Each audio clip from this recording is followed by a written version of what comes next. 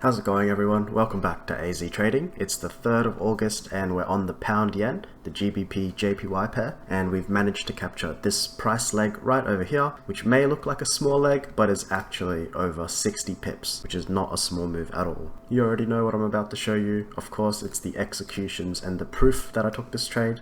So here you go, we've got the execution right there where we placed a long on the lowest possible candle, which is as precise as it can get, and we took one of our partials off over here and our final position off as well. And here are the execution labels as well if you're interested.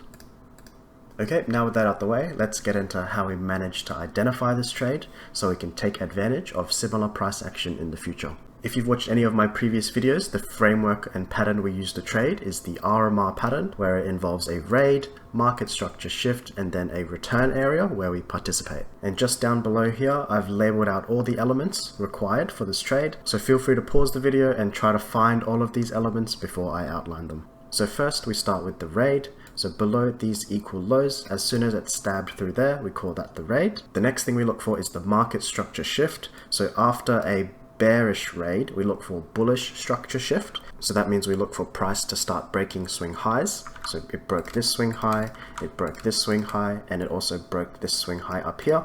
So that's called the market structure shift. Now during this market structure shift, we don't want to FOMO, we don't want to chase price, we don't want to place longs here, we don't want to place longs here, because then our stop loss will be too large and the objectives are too close. This is essentially what retail traders are doing and why they aren't successful. So what do we do instead? We wait for the third part, which is the return.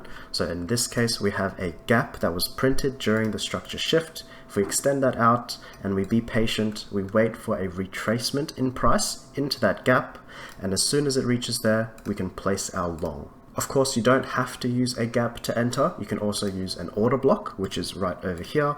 If I extend that out, you can see price managed to retrace into that area as well. And finally, the third thing you can use to enter is the Fibonacci. So we draw from the bottom of the raid to the top of the shift and extend it out. What this shows is anything below the 50% level will be considered a discount in price, which means it is a fair price to long. And as you can see with this entry that we took, it was within this gap, within the order block, as well as being in a discount, which makes it a very fair price to enter. Of course, once you place that trade, you can never forget about your stop loss. So in most cases, we can put our stop loss at the bottom of the raid, which is right there. However, in some instances, you don't have to put your stop loss at the bottom of the raid. You can choose to put it at the bottom of the gap. This is a much more aggressive style of stop loss placement. However, find what suits you and what suits your trading style and your trading strategy, and just go with that. And finally, now we can start looking for objectives. So for this trade, I took one partial before closing my trade, and the first partial I took was at this gap right over here. And as it filled that gap, I took off my first partial, and my final objective would be these equal highs up here.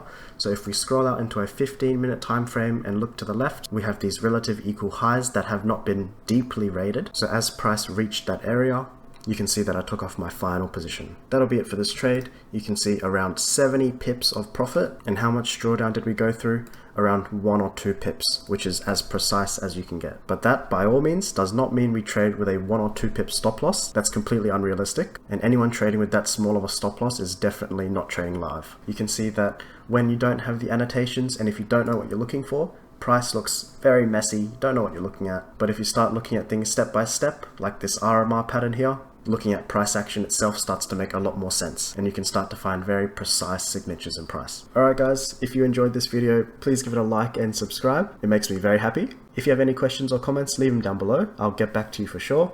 And as always, take care. Peace.